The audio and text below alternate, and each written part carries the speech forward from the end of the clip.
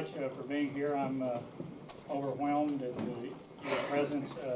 I'd like to begin by thanking Carolyn Hegler for making this all possible, and because of her hard work and hard efforts in this, I have material that is designed for each and every one of you. And I would like to at this time present it to you if I could, which is a little bit, is that for a lot of people, barring the musical thoughts that you're wanting to play, just the mechanics of playing music on the banjo sometimes is difficult or trying, or it needs a little more explanation, or one thing and another. And hopefully the tapes that I have and the instruction material that we have in there will go some distance to help you do that. And I say somewhat facetiously, but it's somewhat truthful also, that playing music is a matter of getting your fingers at the right place at the right time. And it's all a matter of training your fingers to do that. And there are things that I can offer that will help you, hopefully help us all do that. And I should also say that I have quite a bit I'd like to say, but at some point I'm going to stop and open the questions up here for everybody. So we'll get all your wishes and desires fulfilled tonight, I hope, in terms of banjo playing. We want that. Yeah. You'll be here for the weekend? When you play the banjo, the sound is generated by your right hand plucking the strings, and on those you have these little devices called picks, and I assume everybody plays in that fashion. Here she is. Now we can begin. Now I've got to start all over. Pass all that stuff. Oh, no. And I'd like to talk just a little while on the right hand and what I think its function is and how you can go about hopefully making it work better. And if you take these things that are on your fingers, what we call picks, and I don't know how you view them, but I'm going to tell you what I think they are, is I see them as extensions of your finger rather than being part of your finger. So that when I put them on, and the way I shape my picks, I have them extended out past the tip of my finger rather than rounded around the finger, which many players do, and many very successful players play that way. I believe Earl Scruggs probably, from the drawings I've seen and pictures of his hand, seems like he does that. Sonny Osborne, I believe, does that. J.D. Crowe all does that. But when I play, I think of them as extensions of my finger. And one reason for that is I think the less finger or flesh of the finger that you get down inside the strings, the cleaner sound you're going to get and the easier it's going to be to play. If you have too much finger in down below the level of the string, I think it becomes unmanageable, or can if you're not very, very careful. Like Earl Scruggs and Sonny Osborne and J.D. Crowe in doing that. So when I shape my picks, I have them extended out over the ends of the fingers so that when I put them down and I'm actually playing, I'm actually out on the tips of the picks so that my fingers hopefully don't go in the string at all.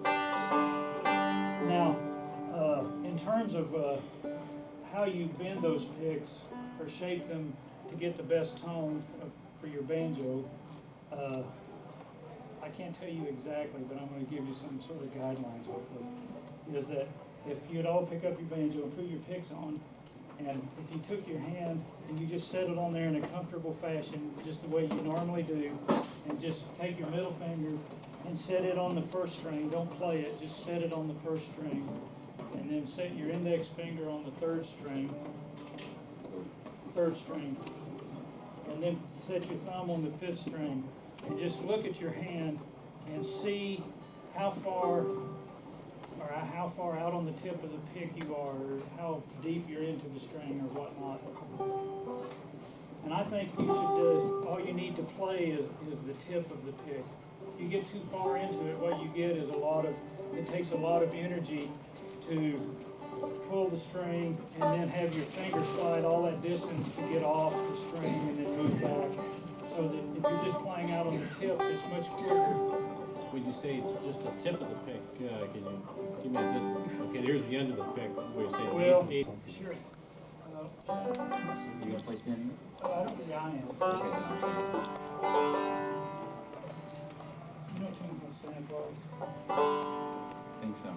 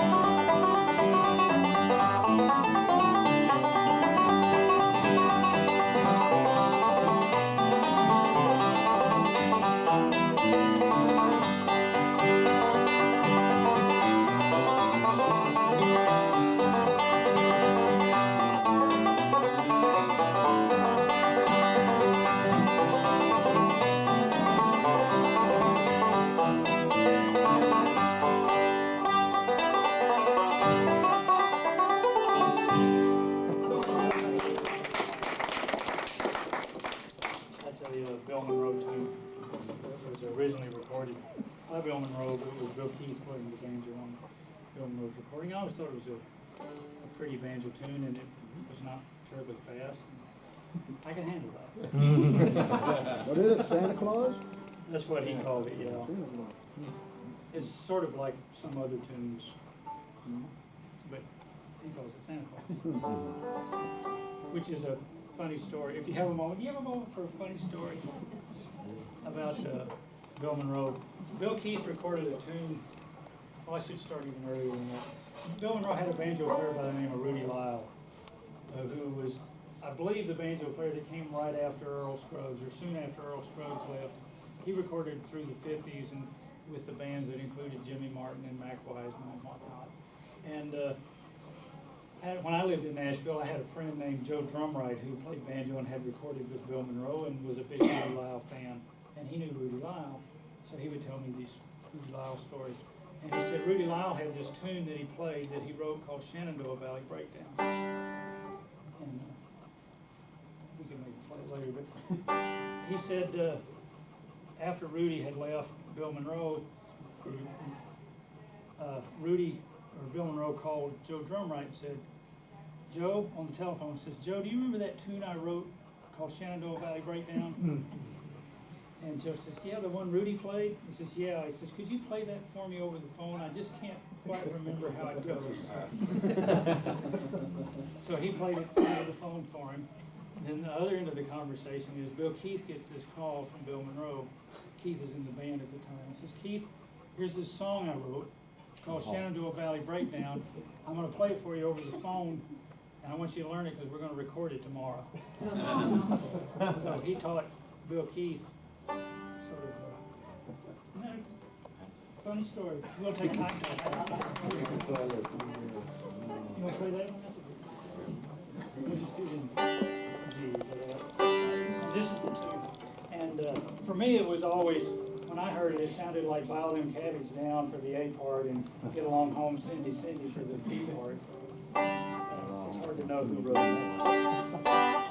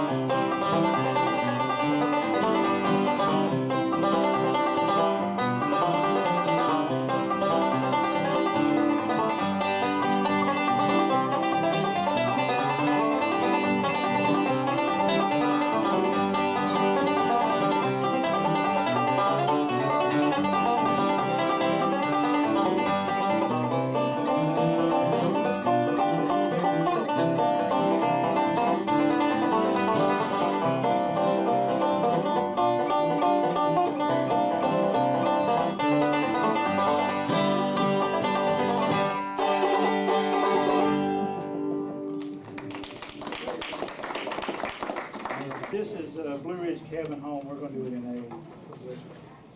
Would Jerry sing this? We've rehearsed it there so many times. And what is interesting about it is in the Scruggs book, he says that when I play, if I can, I always try to have the thumb play the melody note. And that's not always possible.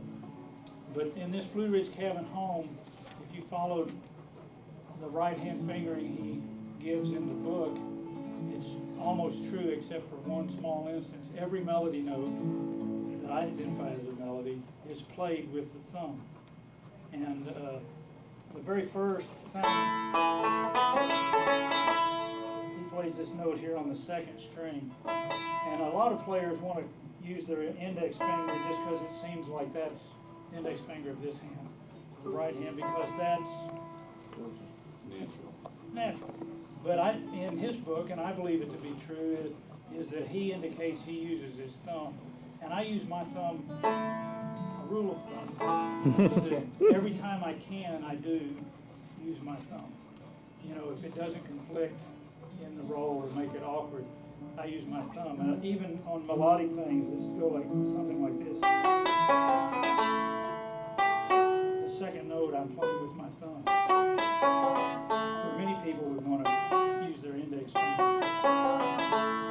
And the reason for that, in my mind, is that it helps me divide things up better. Anytime you get doing middle index a lot, it confuses me.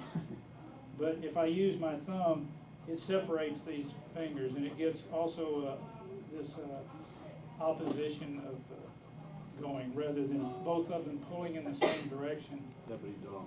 Right. You'd use this. In fact, in that, I did that also. Are you using the thumb on that? Yeah. Now, truly, my preference would be this in the terms of the sound. My hands probably just fall off at the second time Right. through that. Right, because you're doing this a lot. Yeah, it's spazzing out way up here, man. Right. So if you use your thumb, to me, it's I'll work on that, yeah. yeah, it's a lot easier thing to do. And so in this Blue Ridge Cabin Home, I'll kick it off, and you sing, and then I'll play the first phrase. It's like banjo heaven. And then the version, of course. Let me see. I'll play the next part. Do it the way I showed you. Okay.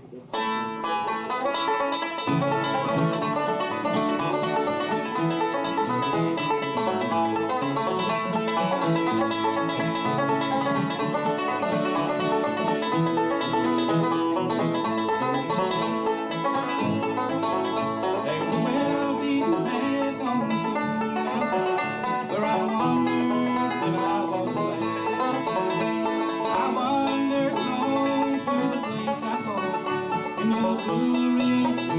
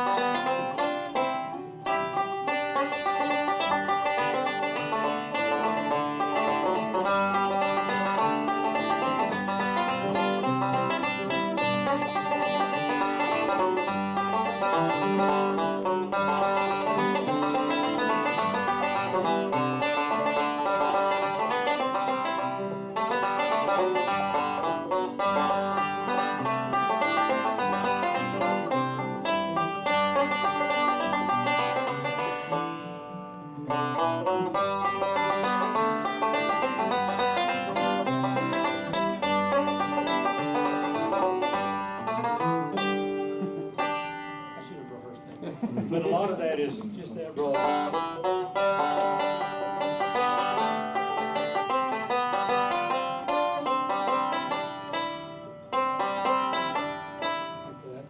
And then the verse is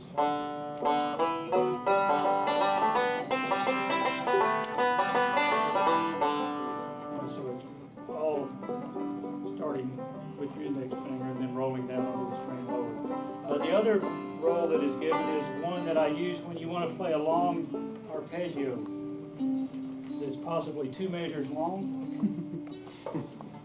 and it has to do, and that's this. Okay. Roll here. You want to do it one time? That's all I want. As soon as you get to that part.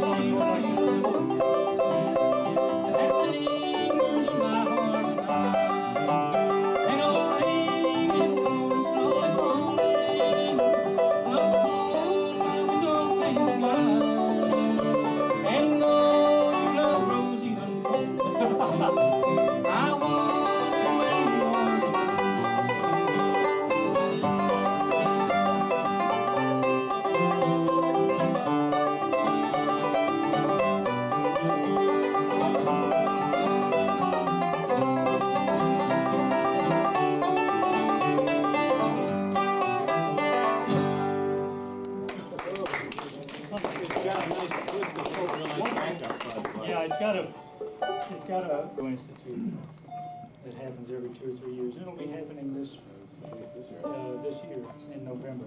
And Eddie was there, and I like Eddie a lot. Talk to him every chance I get, because he's a real spiritual leader, and I admire him for it. And I ask him about things from time to time. And I was doing a workshop similar to this, and I just made some comments about this right hand position, and there was a guy there who said, well, you know, I have videotapes close-up of Earl Scruggs playing, and what he's doing is actually, and then he described it, and it was sort of not counter to what I did, but he was sort of took this challenging role that I'm saying one thing, but Earl actually does something else. And I said, well, it's just too bad that Earl's not here, you know, to help us and show us.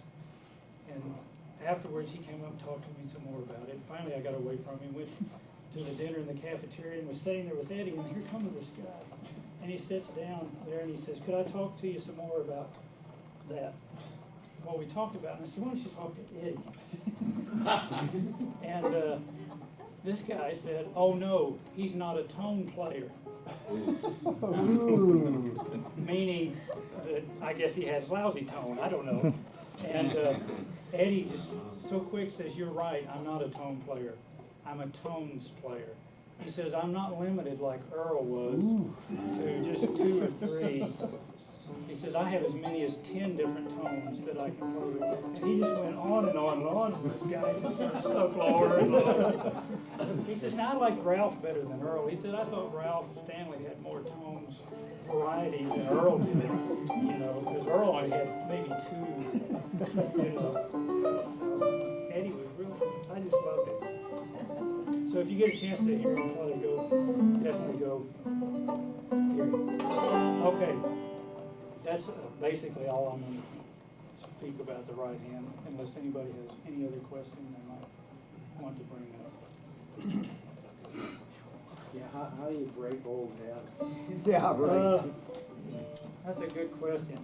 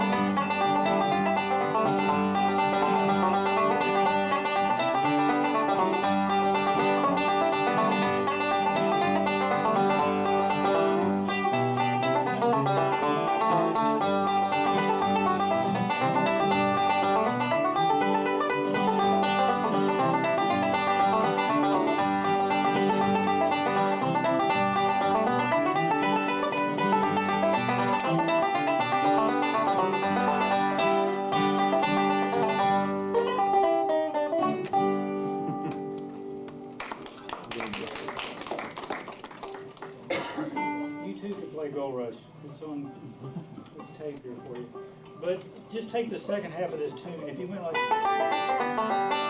and you stopped and you, instead of playing it, you went like this. Let's see, I have to start, and this finger has to be here, and that finger has to be there. That's the first thing I do, is I put my fingers like that, and then I play that thing, and then I need to move down here. And let's see, which fingers do I use on these notes? Well, let's see, I think I use this one. Or, you know, you just walk through it, and I go to this position, and then it has this chord in there. And let's see, where am I here? And then what do I have to do to get to here? So where you just sort of walk through what your left hand has to do, rather than trying to put it all together, you know, at one time. You sort of take it apart and see what is going on. And I think that helps you learn it a lot quicker. It solves a lot of problems early on.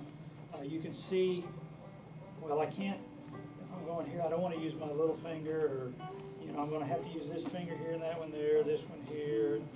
I can't reach with this third finger because it's too far of a stretch, so I need to get this one down. And not only do I need to use my little finger, but the roll goes across the strings from third, second to first, so I have to get this one down first. I can't go at it this way because that's just backwards of the way the notes are played, and I've already missed out on the first note. So I have to put this fourth finger down first, and then after that it goes, oh yeah, I've done this before, I already know how to do that, because we just walk through it, and then it ends by going like this. So that you've got this plan of attack with your left hand, and you can make fairly difficult kinds of things much, much easier if you take them apart. And this gentleman here, we were learning this. If you're really going to get out of it, geez. No, oh yes, yes. And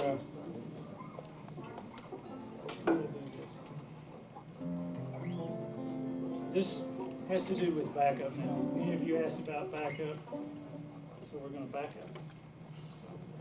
And I'm going to see if I can do it the way I wrote it. I'll give it a shot. Can you just start singing? I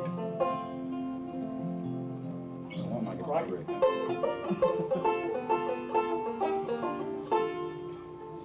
Oh, you got any guitar break? No, I was just kidding. Oh, yeah.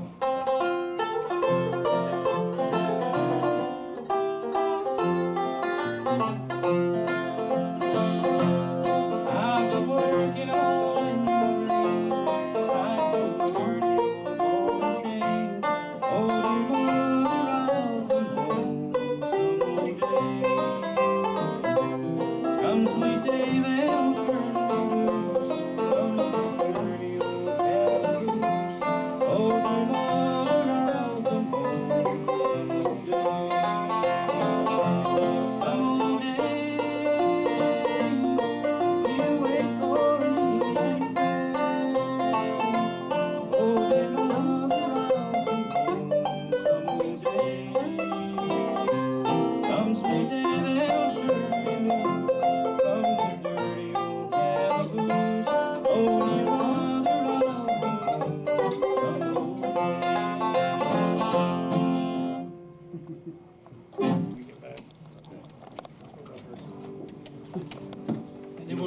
short break, and there are Blackberry Blossom. cookies and such back here. And I might mention that we have a variety of recorded material, both instructional and musical, that is available from me. You reach me quantities of money to be negotiated, and you may have any of this. And there's instruction videos for beginning banjo, all the way from how do you hold the banjo up to playing volume out breakdown. There's after you get that and you want some things to play, there's some easy solos for the 5-string banjo, which includes many popular songs. Then the bluegrass banjo models and favorites are just full-blown classic solos played and then slowed down and played one at a time. There's also a bluegrass jam session tape that has 19 high-powered bluegrass tunes on there with a spot in there that says, You take "Get it, Ralph." You be Ralph. And play along, so you can try that. Plus, Country Gazette has this new CD, Keep on Pushing, which you've heard many, many times on the Chris Powers Mud Acres Bluegrass Special. So there's lots of good stuff. Is that one taken, Ralph? One is that an instructional tape or is that? No, it's just a play along. You know, it's a bluegrass band that plays 19 of your favorite songs. And then in there, they take a break. You take a break. They say it's your but you have to be turn. wrong. So it's a music -1. Yes, sir. Yes. You figured it out. Play it too. See what's going on. So what we'll do is probably we'll form 2 lines.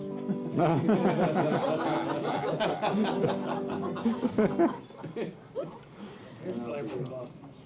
You know what is strange I've discovered in playing is when I look down at my banjo, if the pattern on the floor is weird, it gets this sort of optical trick going on. And I've actually, there's been a pattern that was like this, and my strings are going like this, and it looked like the strings kind of bent.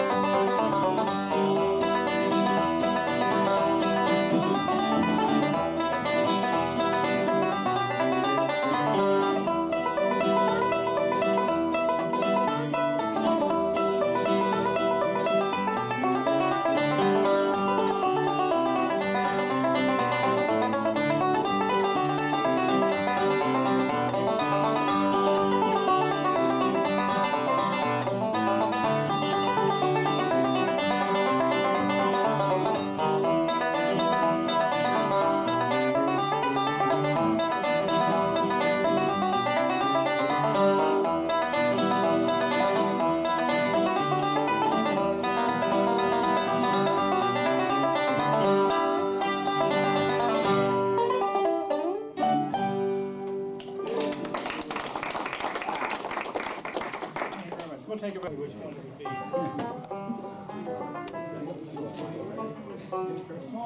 gonna do little Maggie or Two shoulders. Getting old, Jerry. Getting old. No, I never did it. I just been cranking it up for me. But that's as far as I can go. You can bring us No.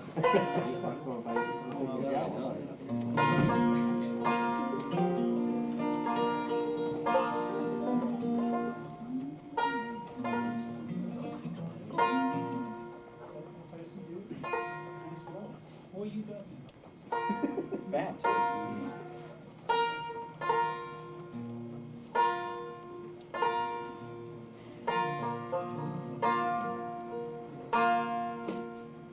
This is a Kitty Wells song, is that correct? Has anybody ever heard of Kitty Wells?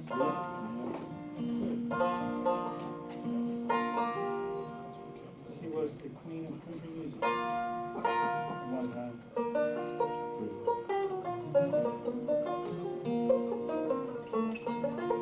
You want to just start and all? No.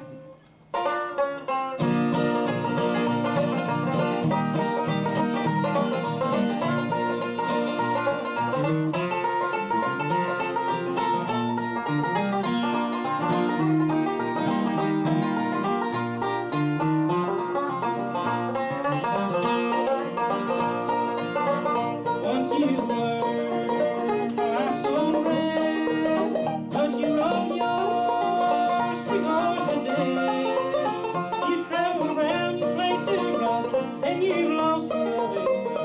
And you showed you cried hard. You didn't love me all alone. You came down to do me wrong. I don't trust you no more, so go knock on another door. Ain't we so old to be crying?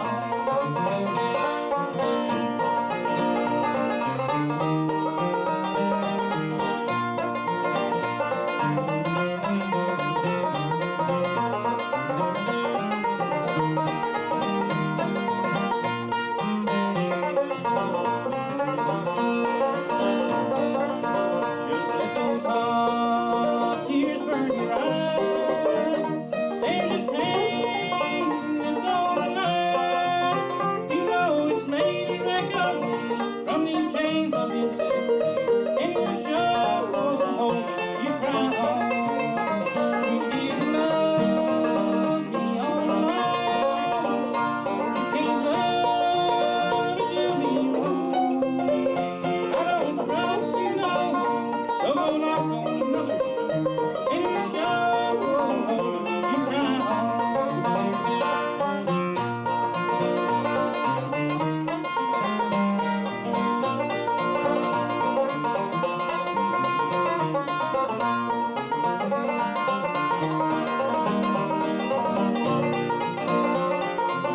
You didn't love me all along. You came up to do me wrong. I don't trust you no more, so go knock on another door. And you sure you cry on.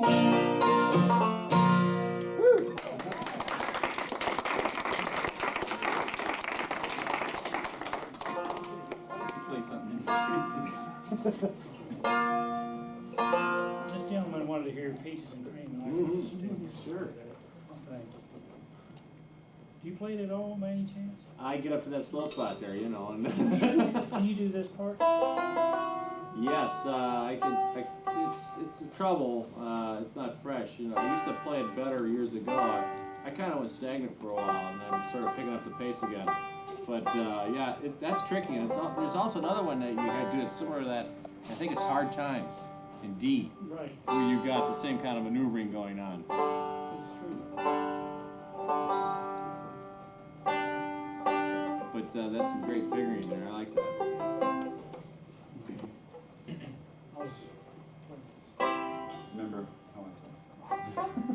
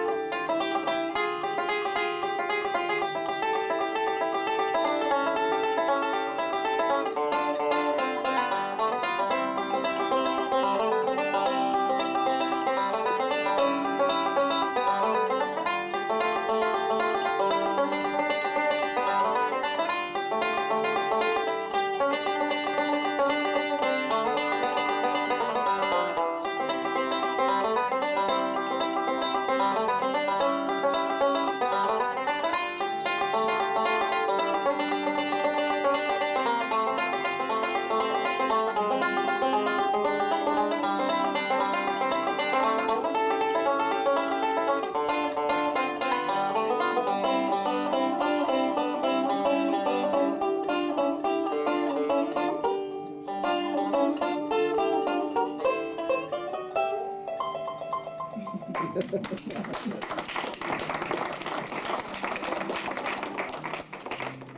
the way to the end. Thanks. There's hope for us when you make mistakes. Sure. I changed the start of that a little bit. Where you know, you're doing it back. I go up there.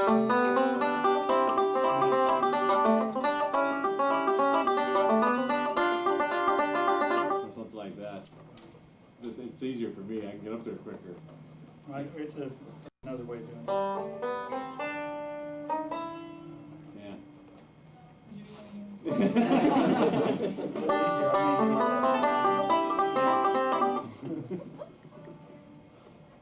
Jerry's gonna sing that.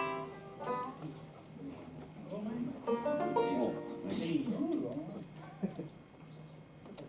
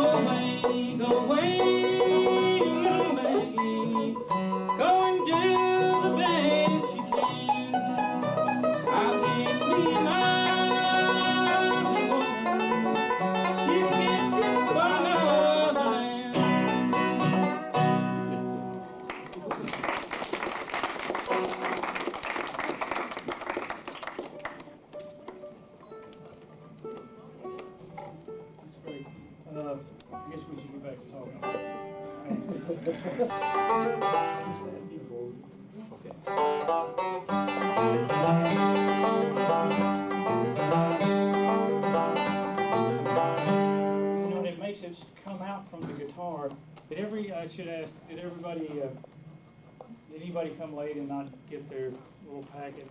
Everybody's covered great. Just review things real quickly. There's two tapes in there. One of them has Goldrush, and it's put on there a Bill Monroe's recording of it with Byron Berline playing the fiddle. And then is my arrangement of it, and the tablature is all written out, and I play it up to tempo, and then I play it slow, and probably talk some about it. On the tablature, I added some backup that would just be real common, sort of everyday bluegrass kinds of backup things to do for you as an example for backing up a song. Not like Goldrush, but Goldrush. But if there's another one, I can do some of that. And then on the other side is Some Old Day, and it's all that backup things that we had talked about. And at the very last minute, I put a solo on there. If anybody's interested in having a solo to sing on the day. And it was a lot of fun, I thought. So that's what's on that one tape. Then on the other tape is all these left-hand exercises, which I recommend highly. And it would be not that you'd have to do them all, but just have some that you do a little bit every day. And, you know, any little thing you can do will help gain dexterity with your left hand. And then there's the evaluation form, and if you would like, you could just turn them into me and I'll fill them out. Or if you'd rather that you did, that'd be fine with me too. I think she made any criticisms, there's a fill in the box. It's about this big, 25 words or more. So before we get into picking and whatnot, I'd like to thank Carolyn for making all this.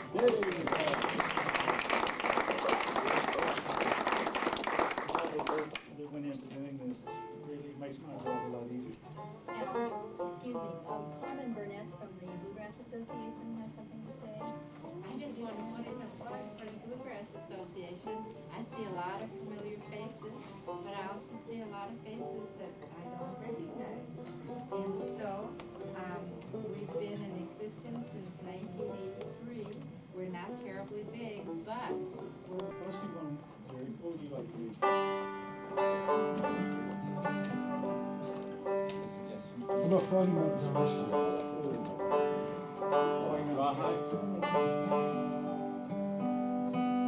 Let's do one, Jerry, because the name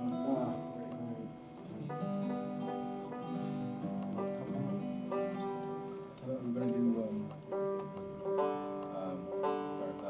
Rosa Lee McFall. on the New Country Gazette CD, it's still recording. They're recording Keep on Pushing with Rosa Lee McFall. I originally learned the tune from Jerry when we were picked there in LA. I remembered it. Went out and found a recording of Charlie Monroe, who was Bill Monroe's brother, who originally recorded it, I guess. Had a guitar solo on the record.